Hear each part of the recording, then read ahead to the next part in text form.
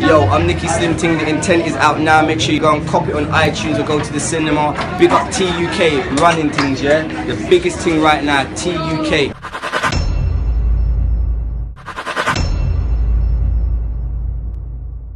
As a child, I always knew I'd hold a gun one day. My dad had a gun, so it was only right I had a gun. But I'm not glorifying bank robberies, or I'm not glorifying, if you didn't see the message, the little boy was Dylan, the police officer. His dad was a police officer. So when he's talking about I'm around bad people, kill, steal, do drugs for a living and stuff, he was talking about being a police officer and seeing his dad as a police officer.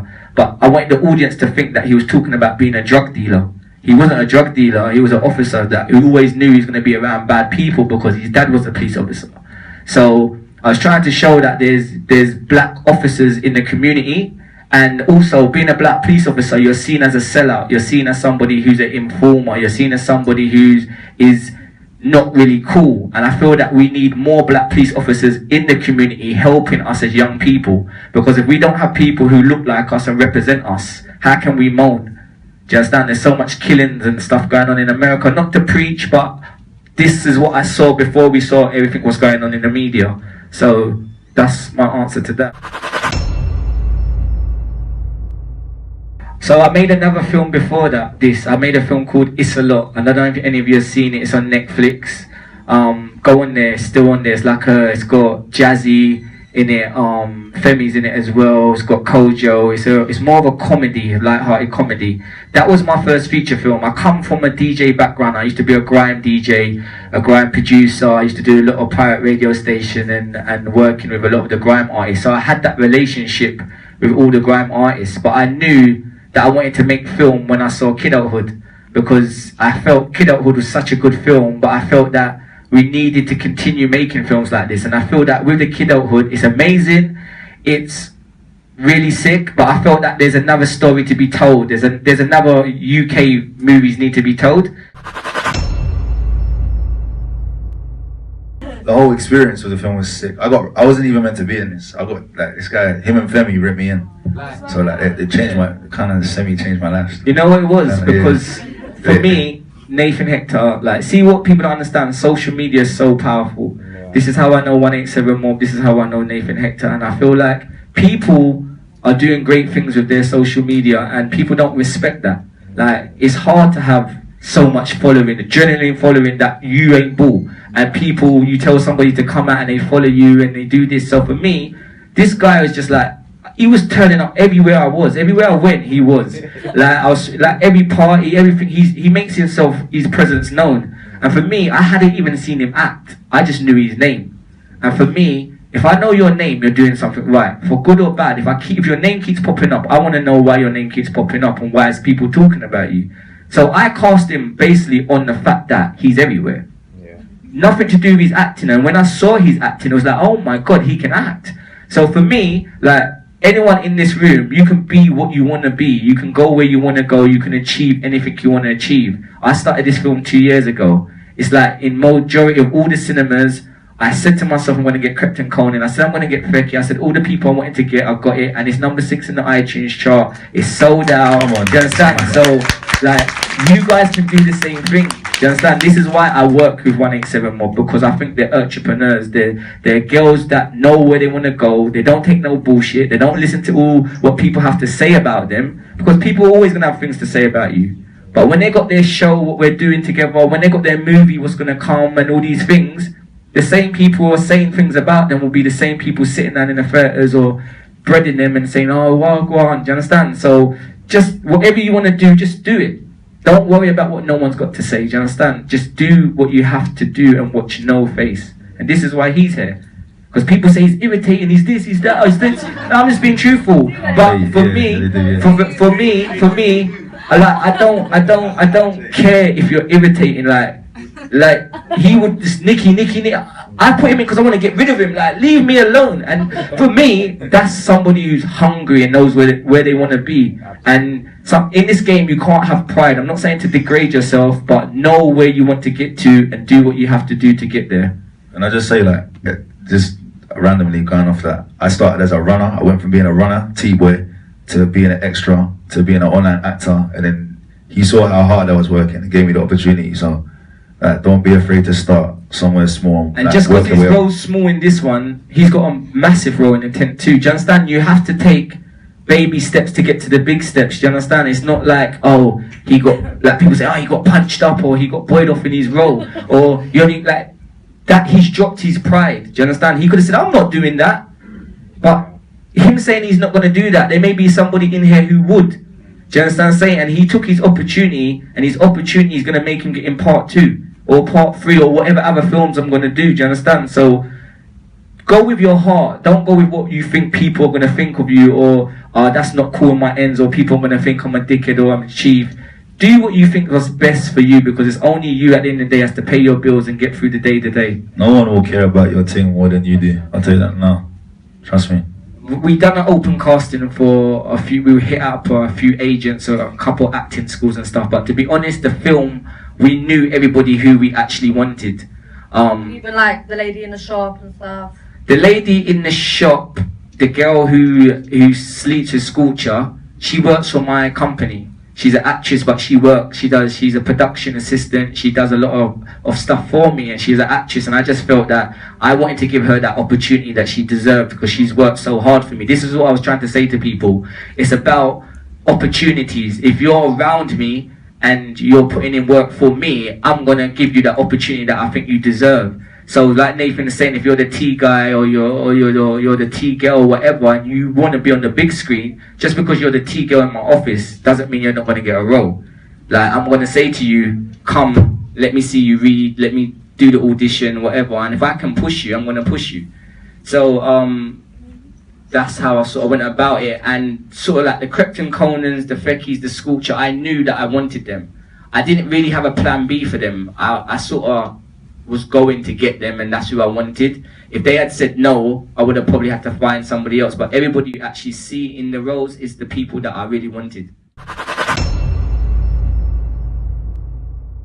When I first approached Krypton Conan, I said to them they're going to get robbed at the start, and I was like, what? Like, I said, you're going to get robbed, but don't worry, at the end I'm going to make you look come back and stuff like that. And I give them so much respect, because they sort of let me take control. They came to learn about acting. They dropped being Krypton Conan every time they was on set. It wasn't about who they was as rappers or how big they were. They came there to just do a job, and you can see like they allowed themselves to get robbed. There's a lot of people who don't understand it's acting. It's not real life. Do you understand? And at the end of the day, they're a massive brand. They could have felt that this could damage our brand. This could make us look a certain way. And they threw that out the window, and they came, and you can see they smashed it.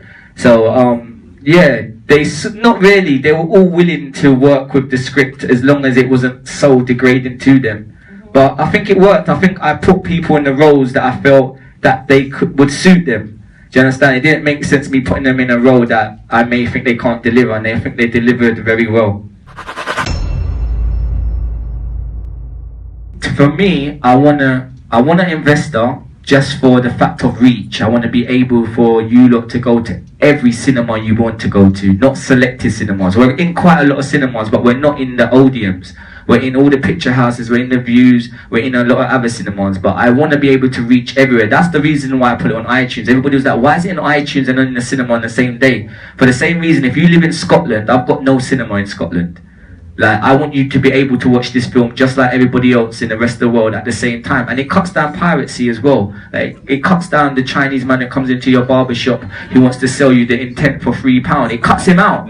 Because everybody's got an iPhone, and everybody says, you know what, I just download it on my iPhone, or I download it on my laptop, because his copy's going to be any dead copy anyway. So that's why I done that. But when I've got a bigger company behind me, I'll be able to get further places. But if it doesn't happen, I'm still going to do it independent, because independent, it gives us more control. It gives me, everything you see with the Intent was us doing it, me and Femi. If you see the music videos, you see the online stuff, GM Daily, Link Up, SBTV, anything, 187 Mob, all these things was what I thought of with Femi to say, let's get them involved.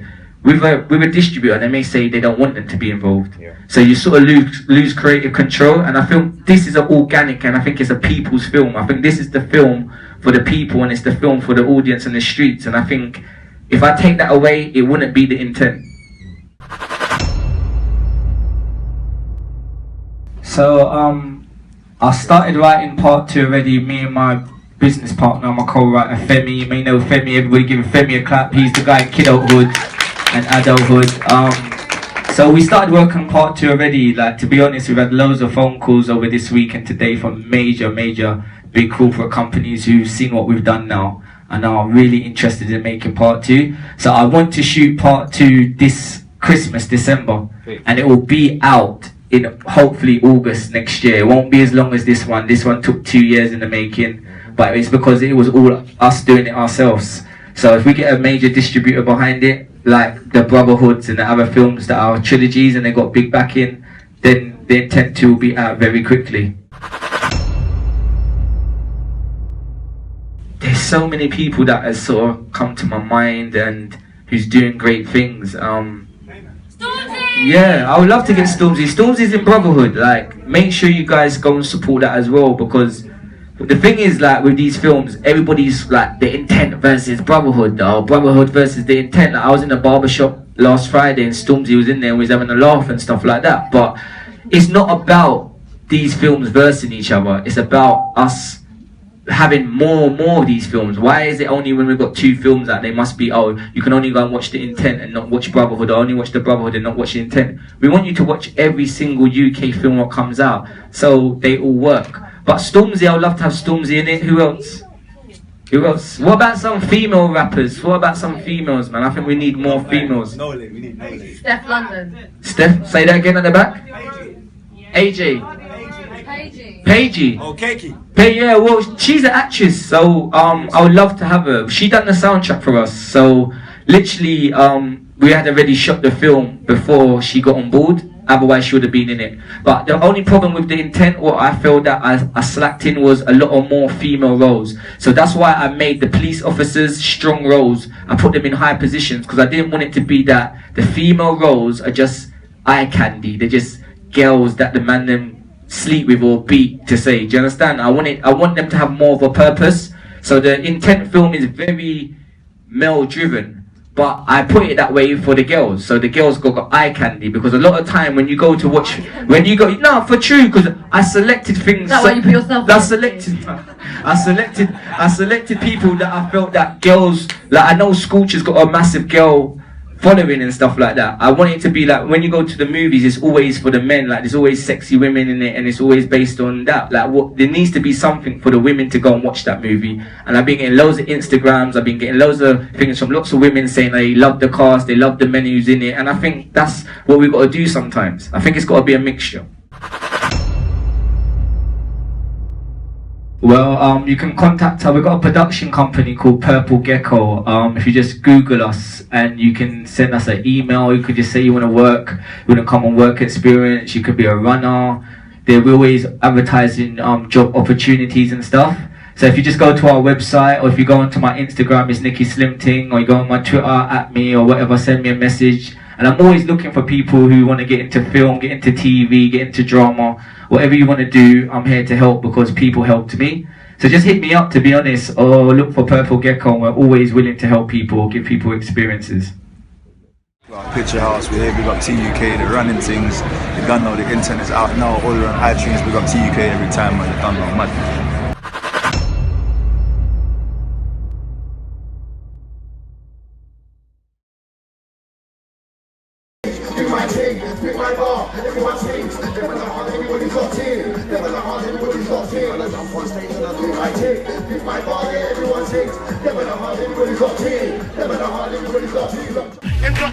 I'm not in lock, you got A block, you got hands on the floor, what I've got, you got I'm too hot, you like glow, red like slot, M got A block, I'm not in lock, you got A block, you got hands on the floor, what I've got, you got I'm too hot, you like glow, red like slot, touch rhythm's a king, I pass by, hey, guess what, you're not like that guy, stop, you're not like that guy, that's Steve Block, you're not like that guy, you said you're not like that guy.